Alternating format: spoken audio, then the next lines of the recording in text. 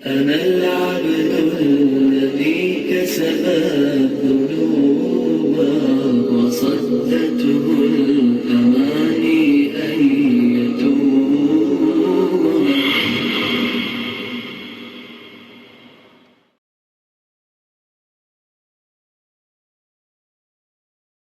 حاضرین،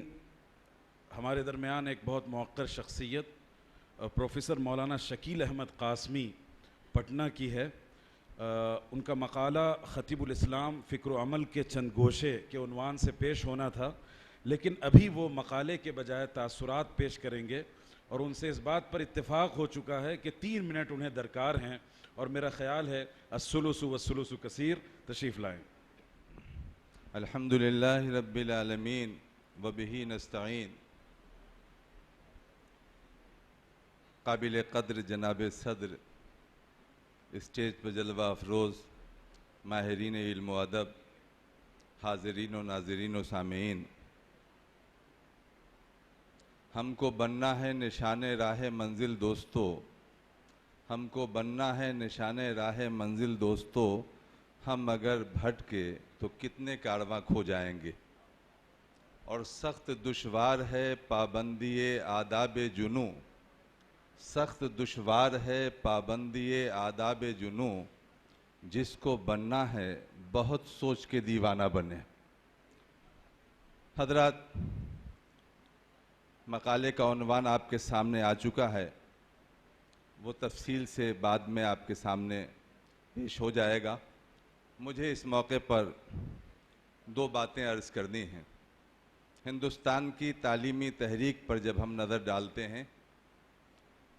میری یہ باتیں آج کے اس داخلی حصے سے تعلق رکھنے والی ہیں، اور ہم یہ سمجھتے ہیں کہ اس ماحول کے عین مطابق ہے۔ تعلیمی تحریک پر جب ہم نظر ڈالتے ہیں تو 30 مئی 1866 کو دارالعلوم کا قیام ہے، اور اس وقت کی جو معاصر تحریک تھی، معاصر تعلیمی تحریک، اس میں 21 فروری 1874 کو انجمن اسلام کا قیام بامبے میں عمل میں آتا ہے، اور پھر 24 مئی 1875 کو علی گڑھ میں اس کی ابتدائی شکل مدرسۃ العلوم کا قیام عمل میں آتا ہے، جو فطری رفتار سے ترقی کرتے ہوئے 1920 میں یونیورسٹی کی شکل میں ہمارے آپ کے سامنے ہے۔ اس پوری تفصیل پر اگر آپ نظر ڈالیں تو ان تعلیمی تحریکوں نے، اور اس طرح کے ملک میں پھیلے ہوئے جتنے نظام سامنے آئے، اس نے انسانوں کو یہ ترقی تو دی کہ انسان فضاؤں میں پرندوں کی طرح اڑنے لگا اور دریاؤں میں مچھلیوں کی طرح تیرنے لگا۔ یہ معاصر تعلیمی تحریک کی کوششوں کا نتیجہ رہا ہے، لیکن زمین پر انسانوں کی طرح چلنے کا سلیقہ ابھی لوگوں نے نہیں سیکھا ہے ٹھیک سے، اور یہ دارالعلوم دیوبند کا نظام تعلیم و تربیت رہا ہے کہ اس نے اس سلیقے سے چلنے پر توجہ دلائی ہے، اور مورل ویلیوز، اخلاقی قدروں کی حفاظت پر اس نے زور دیا ہے۔ میں کسی کی شکایت میں نہیں، لیکن تحدیث بن نعمہ کے طور پر، اور اس نظام تعلیم کی معنویت و افادیت آج بھی بحال ہے، اس تناظر میں میں آپ سے عرض کرنا چاہتا ہوں کہ وہ دونوں تعلیمی تحریک کچھ دنوں تک جن لوگوں نے قائم کی تھی، انجمن اسلام کو قائم کیا تھا بدر الدین طیب جی نے، اور سر سید احمد خان نے قائم کیا تھا علی گڑھ کی اس تحریک کو۔ میں آپ سے عرض کروں کہ دونوں کے خانوادے کے جو افراد تھے، ایک آک پشت کے بعد ان تعلیمی تحریکوں کی سرپرستی نہیں کر سکے۔ یہاں آپ 5-6 پشت تک دیکھیں گے کہ دارالعلوم کی جو تعلیمی تحریک چلی، وہ اس وقت سے لے کے آج تک تسلسل کے ساتھ نسلاً بعد نسلٍ موتقف ہو کر کے ان کے ذمہ داروں نے اس نظام تعلیم کی حفاظت کی اور اس نقش پر لے کر کے چلنے کا کام کیا ہے۔ میں آپ سے شیئر کرنا چاہتا ہوں کہ سر سید احمد خان کا انتقال ہوا، سید محمود ان کے بیٹا علی گڑھ کے ذمہ دار تھے اور بڑے تعلیم یافتہ آدمی تھے، لیکن سر سید کے انتقال کے وقت اور انتقال کے بعد تجہیز و تکفین کے لیے محسن الملک نے 50 روپیہ چندہ دیا تھا، اور اس چندے سے ان کی تجہیز و تکفین ہو سکی. یہ سر سید ایک نظریہ عتیق صدیقی صاحب کی کتاب ہے, اس میں انہوں نے وضاحت کی ہے. میں یہ بات ان کی شکایت کے طور پر نہیں کہہ رہا ہوں, میں یہ کہہ رہا ہوں کہ اس سلسلے میں جو اخلاقی قدروں کی حفاظت کی کوشش اس نظام تعلیم نے کی ہے, یہ ہمارے پیش نظر رہنا چاہیے, اور مورل ویلیوز کے گرتے ہوئے گراف کو یہ نظام تعلیم بڑی مضبوطی کے ساتھ سنبھال سکتا ہے. اور ایک بات اور عرض کرنا چاہتے ہیں کہ حضرت مولانا محمد سالم قاسمی صاحب رحمۃ اللہ علیہ نے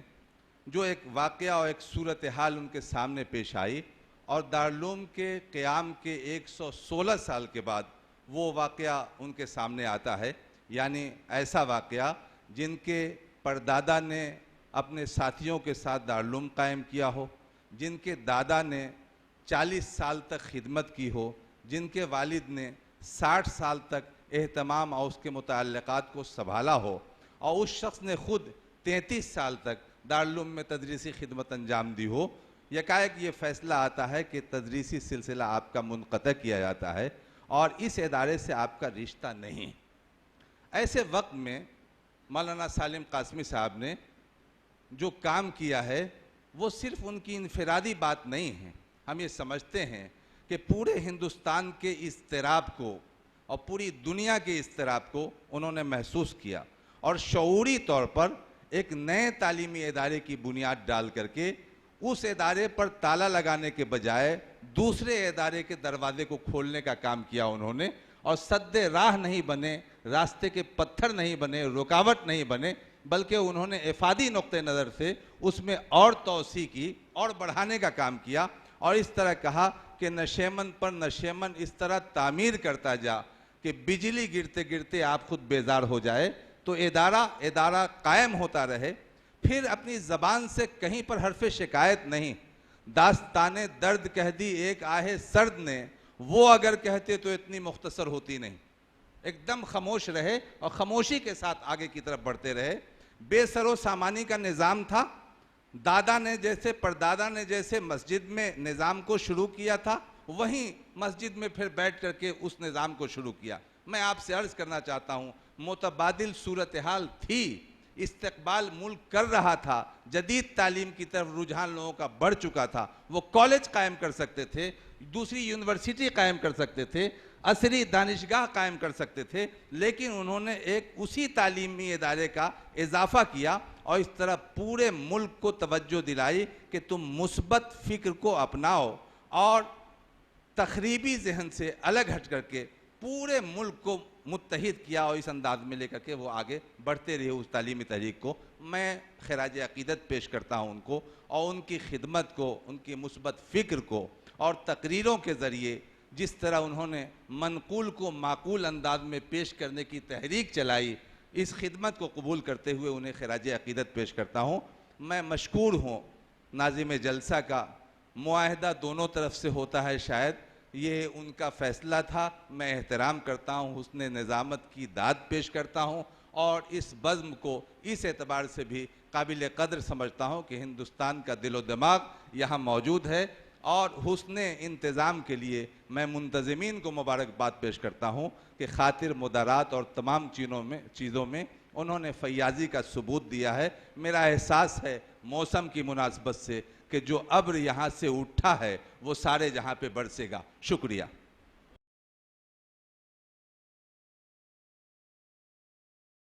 أنا العبد الذي كسب الذنوب